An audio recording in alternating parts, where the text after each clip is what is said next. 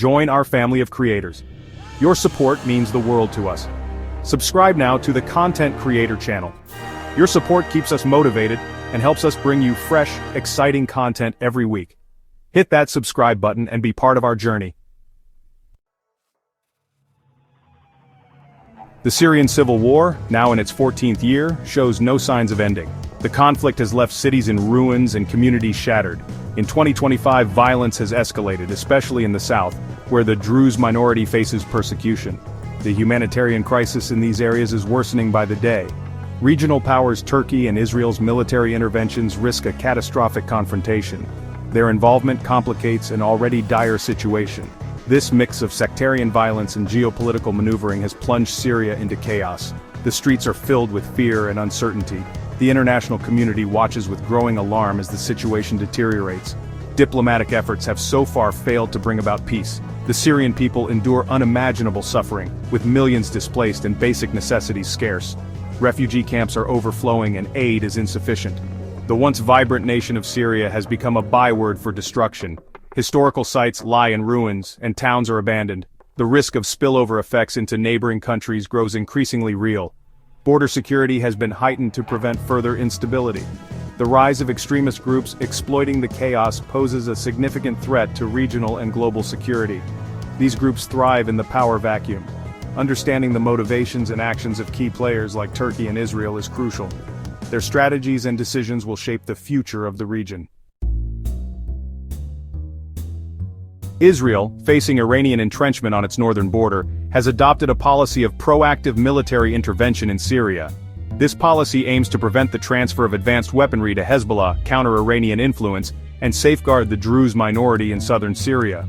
In May 2025, Israel launched airstrikes near Damascus, responding to Druze persecution.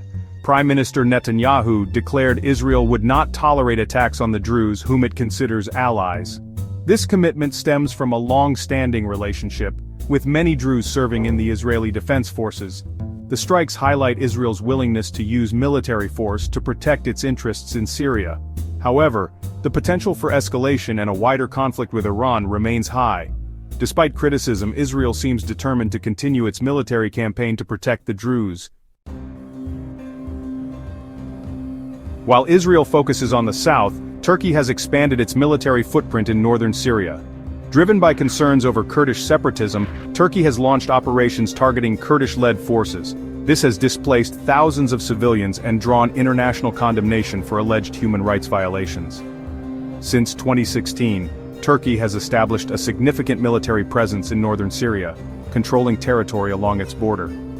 This presence serves as a buffer zone against Kurdish forces aligned with the Kurdistan Workers' Party.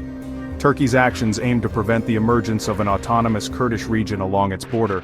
However, Turkey's intervention has further complicated the Syrian conflict, creating a volatile and dangerous situation on the ground.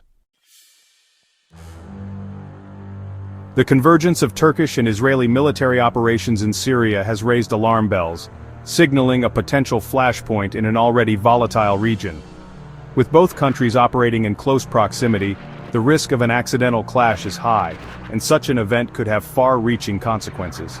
Such an incident could quickly escalate into a wider conflict, drawing in regional and global powers, and destabilizing the entire Middle East. Both countries harbor deep suspicions of each other's motives in Syria, adding to the tension and mistrust. Turkey views Israel's past support for Kurdish groups with suspicion, fearing it could embolden Kurdish separatists within its own borders.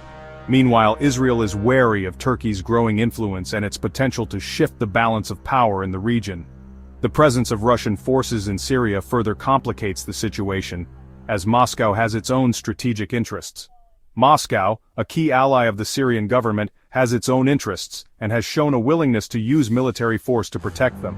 The potential consequences of a Turkish-Israeli clash are dire, with devastating regional impacts that could lead to further instability. A wider conflict would likely benefit extremist groups, undermining international efforts to combat terrorism and bringing more chaos to the region. The current tensions between Turkey and Israel in Syria are rooted in their long history of intervention. Israel's involvement dates back to the 1967 Six-Day War, when it captured the Golan Heights. Since then, Israel has maintained a military presence in the Golan, viewing it as a strategic buffer.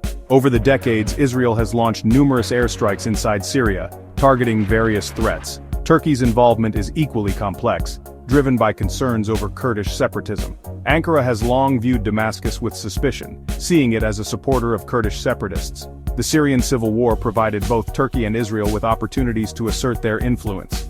This divergence of interests and historical mistrust has created a volatile dynamic between the two countries. Despite heightened tensions, both Turkey and Israel recognize the need to avoid catastrophic escalation.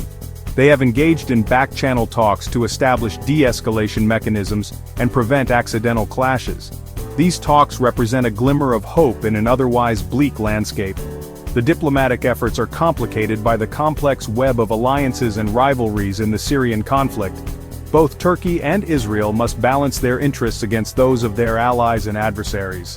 The fluid nature of alliances in the Middle East makes diplomacy a delicate balancing act.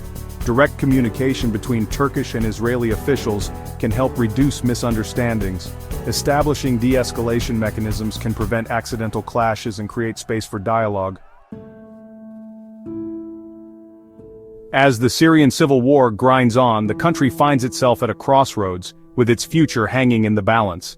The Assad regime, bolstered by Russian and Iranian support, has consolidated control over much of the country, but this control is tenuous and fraught with challenges. However, vast swaths of territory remain outside of Damascus's control, held by various rebel groups and other factions. The international community seems unable or unwilling to forge a lasting solution, often paralyzed by competing interests and geopolitical rivalries.